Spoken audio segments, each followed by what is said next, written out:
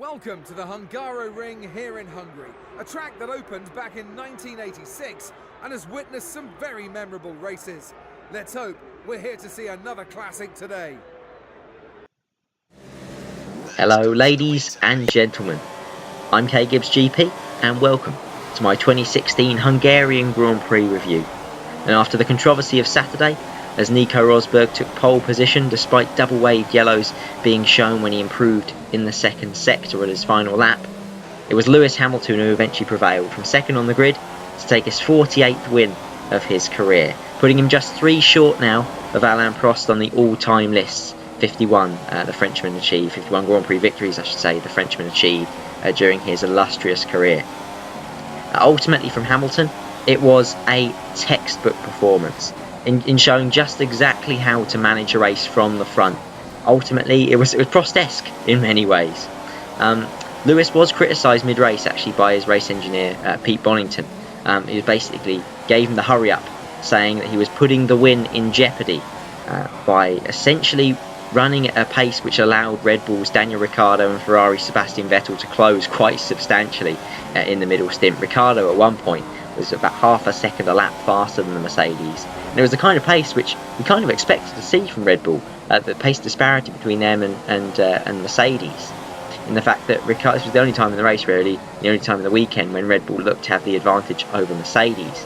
However, it was all a case of Hamilton just managing the pace, and although he was kind of indirectly backing Rosberg into the Red Bulls, that didn't seem to really be his aim. His aim ultimately was to manage the tyres, manage his powertrain. Of course, he's on his last one for the season already, and he's added disparity against Rosberg, who has a full complement left, or is on his run plan basically for his powertrains this season. So Hamilton, this really was a champion's drive. He was doing just enough to win the race and no more than that. Whenever he needed the pace, whenever Rosberg closed to within DRS range and within a threatening distance of him, Hamilton was able to put the hammer down and pull out that advantage once more. And as such, Rosberg never really got within arm's reach of his teammate. So yeah, this was a textbook drive from Hamilton, who demonstrated just how to manage a race from the front, and it really was an excellent drive. That now puts him 6 points clear at the head of the standings, and for the first time this season he has edged Nico Rosberg out and taken the lead, and that could be critical. We could be looking back on today, or on Sunday I should say, as a critical day in the context of the championship.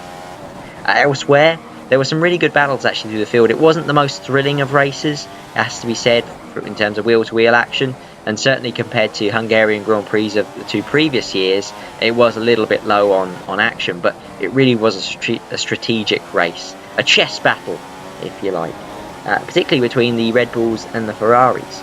A couple of little pockets of battles emerged throughout the race, and in the closing stages did brew up some interesting action. And the first one was Daniel Ricciardo versus Sebastian Vettel in the battle for the final podium place. Ricciardo was actually trying to force Mercedes' hands when he made his second and final stop, obviously closing them down quite quickly, and essentially Red Bull decided to roll the dice on strategy. And Ricciardo boxed much earlier than predicted, much earlier than the optimum for the second of the 2 stops. In the end, he ended up on tyres that were 8 laps older than what Sebastian Vettel's were, and Vettel had some very strong pace in the closing stages, so managed to reel in Ricciardo at 0.5 seconds a lap at one stage. They really did have a massive pace advantage over him. But such as the Hungaroring, it was very difficult for the German to overtake him, and ultimately Vettel just became bottled up behind Ricciardo and couldn't use the pace advantage that the Ferraris had. It was very surprising towards the end of the race. Both Red Bulls were outpaced and outdriven by both Ferraris. They just weren't able to overtake them, but it really is a lot more of a positive day than what recent races have been for Ferrari.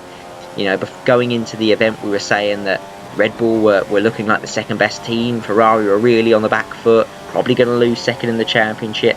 And while yes, they did drop points to Red Bull at this event, and the gap between the 2 teams is now only 1 point, Ferrari did show very good pace in the race and did demonstrate that on a track you would consider to be a Red Bull circuit, Ferrari were very much still in the mix, and it does bode rather well, or at least bode better than it looked prior to the race for the rest of Ferrari's season. They might cling on to second place, at least based on the evidence of this weekend. Ultimately, it was a great race from Ricciardo though, and he did put Verstappen in the shade, which to me was very important following Silverstone and following recent races where Ricciardo just has been really unfortunate on strategy, really unlucky in general, and has deserved a lot better results than he's actually earned. Barcelona and Monaco come to mind where strategy just went against him. So it was important for Ricciardo this weekend just to lay down a marker and prove to Verstappen that he's going to have to drive pretty well in order to beat the Aussie. The battle actually between Raikkonen and Verstappen was the second of the two Ferrari Red Bull battles, and that one was even more thrilling than the one ahead, as Raikkonen and Verstappen really did go toe to toe for a while in the closing stages. Kimi's drive was superb, all well down on the grid, out in Q2. He really had to go and drive the wheels off his Ferrari today, and drive the wheels off it he did. A great strategy from Ferrari. They put him on a quite an aggressive move, and he was at the end of the race on super soft tyres, which meant he had some superb pace in the final stint. It was really the first stint that made it for him, as he went so long on his initial set of soft tyres that it really brought him into play in the closing stages. Verstappen just got unlucky the way he came out behind Kimi, who was on those older tyres after his first stop, and it just ruined Verstappen's race, but did brew up the battle later on. It could be said that Verstappen was defending too aggressively. Now, it did look almost like he made a couple of moves, 2 moves on the straight, when obviously you can only make the one defensive manoeuvre and you have to stick with it. Raikkonen did hit the back of him at one point, clipping off half his front wing, but such was the pace advantage the Ferrari had, and on the newer tyres, Raikkonen still kept in the fight despite missing his Cascade winglet, pretty much half of his front wing in the closing laps. So it really was a good effort from him. It had nearly happened again. Raikkonen nearly hit the back of Verstappen once again going into turn 1 later on, just about avoiding him, and it was a similar scenario, Max making a very late move as Raikkonen had already committed. Now, Kimi was feeling very aggrieved about this after the race, and I can kind of understand why, because he was committing to an overtake and Max was slamming the cross and closing the door, I should say, very late on, once Raikkonen had already committed to it. Now, was it enough for Verstappen to be worthy of a penalty? I don't think so, but it was remarkably marginal, and the only reason I don't think it's necessarily worth a penalty is because of the way he manoeuvred. It wasn't like a slam across the road. What it was Verstappen turning into the corner very early, and he could pass off both manoeuvres as just taking an early entry into the corner. Ultimately, will he get away with it in the future? I think if he keeps making manoeuvres like that, the stewards might become a little bit suspicious and might become a little bit they might start noticing it. Vettel did explain after the race, he was critical of Max in the previous race at Silverstone, and in Vettel's words, I quote, "Max is incredibly aggressive in defending." Now, close quote. Now, Vettel wasn't saying that Verstappen deserved a penalty for it at all. What he was saying is that he's very aggressive in his defensive manoeuvres.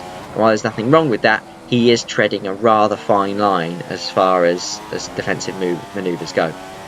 So, yeah, this was a good weekend for Ferrari in many ways. Like I said, they show great race pace, just need to get that quali pace a little bit better, and then they've got somewhere to take that race pace in the race, so they won't get bottled up behind the Red Bulls. But it's going to be a fascinating battle, particularly now it's down to a point between Red Bull and Ferrari in the battle for the best of the rest behind Mercedes. It wasn't just about the Red Bulls and Ferraris though. Poor old Williams had a really poor weekend. P9 and P18 in the end for Bottas and Massa just did not work out for them. Massa, after having steering problems on his way to the grid, maybe as a bit of a hangover from his crash on Saturday during qualifying, went for the one-stop strategy. It was an audacious move, and it didn't really work. Massa did struggle for pace all day, probably because he had still some steering issues during the race, and he had to pit with 3 laps to go, in what seemed to be just a move to try and get the fastest lap. He didn't actually manage to get the fastest lap in the end, but he did get the 3rd fastest time of the race, which was a pretty good effort really, considering that his steering still wasn't, as Ron Dennis would say, was suboptimal. And so, yeah, Williams with work to do. The only saving grace for them really is that Force India didn't have the best of weekends either. A breakdown in communications between the pit wall and the garage seemed to be to blame for an incident where Perez came into the pits, and his engineers and mechanics weren't there waiting for him in the pit box. So always a tricky one that for the driver. He did well actually to pull it into his pit box without anybody waiting there. Obviously just trying to look for the orange and black garage to try and spot where he needed to go. Ultimately, it was very similar to the incident with Red Bull and Ricciardo at Monaco, and it did cost Perez potentially a couple of points in this one. So disappointing weekend for Force India in general. They looked like they'd have a bit of stronger pace on the early stages during Friday practice, but ultimately just didn't work out for them. Now both Force India and Williams will move on to Hockenheim, probably hoping for a better result. The circuit should potentially favour the Mercedes runners, and they could be in for a good result there. It looked for a while like Jolyon Palmer could have been in for a good result. Obviously Palmer, having not scored a point yet in his F1 career, did look for a while like P10 was at his mercy, and his first point was at his mercy after the final stop. Renault's pace all day long was very, very solid. Ultimately, both Palmer and Magnussen were running in the points early on, and they seemed to have an advantage over even Force India. They seemed to be able to cope with the pace of Bottas and the Williams as well, and indeed the Haas cars. So, much stronger weekend for them. Obviously, the lack of straights at Hungaroring did help them out. But ultimately, it was the best drive of Palmer's career up until he had a spin at turn 4. Dropped the car, dropped down to P13, and in the end, he wasn't able to recover back to the points. Disappointing for Palmer. We'll surely find out whether it was a brake-by-wire issue or whether it was driver error. Hopefully for Palmer, it was a brake-by-wire issue. Obviously, he's got plenty of pressure from Esteban Ocon, the team's reserve driver, who essentially seems to be sniffing around a race seat in F1 at the moment. And ultimately, Palmer did really need the points from Hungary. So ultimately, I hope in a way it was a brake-by-wire issue for him, because essentially it then means that hopefully he'll take some confidence away from Hungary to Hockenheim, and really then optimise and try and score some points there. It's going to be difficult for them, and certainly this may even prove to be Renault's only chance of points beyond the ones that Kevin Magnussen scored in Russia earlier in the season. So yeah, not great for Palmer, very disappointing in the end, but hopefully he'll be able to take something away from the race, and the fact that his pace was very, very strong, and it indeed was the best we've seen Palmer drive in F1 up until that point. Difficult day for Marcus Ericsson, who had to do a 3-stop in his Sauber. Now, the Sauber story is quite interesting at the moment. Obviously, earlier in the season, Felipe Nasr had a torrid time. He was driving the number 2 chassis for the first few rounds of the season, and in the end, gave up on it. So there must be something wrong with the chassis itself. And Sauber basically tested the chassis, went through all of the various checks that they needed to, and stated that it was fine, and that they couldn't find anything particularly inherently wrong with the design or with the way it was built. So essentially, Marcus Ericsson has now taken the number 2 chassis, potentially as a result of the accident crash damage he faced at Silverstone in his FP3 accident.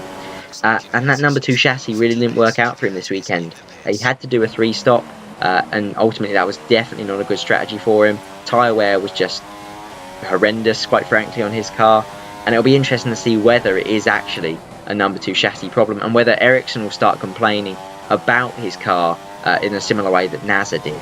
So yeah, fascinating stuff from Sauber. I'd keep an eye on that story in the coming races just to see what arises from that one. Speaking of number 2, the closing thoughts after Hungary is that Nico Rosberg has now dropped a second in the championship for the first time in 2016. He may not have been counting points so far, but he might have to start focusing on the gap to Hamilton and concentrate on containing the Hamilton juggernaut moving forward, because Lewis Hamilton seems imperious at the moment. That's 5 wins now out of the last 6 races, and he's pulled back what seemed to be an improbable 43-point lead and now taken the lead in the championship. I'm sure we'll be looking back on the Hungarian Grand Prix weekend as a crucial day in the context of the 2016 title fight, and Nico Rosberg has definitely got his back against the wall right now. I hope you've enjoyed my review of the 2016 Hungarian Grand Prix. Please leave your comments in the comment section below, what you thought of the race, what you thought of some of the incidents, such as Palmer's position at Renault. Will he score points from now? What will Hamilton do in the championship battle against Rosberg? And will Rosberg ever see the lead of the title fight again now in this 2016 scrap? So, hope you've enjoyed. Please leave a like if you did, and please share also if you did. And until next time, guys, I shall see you soon.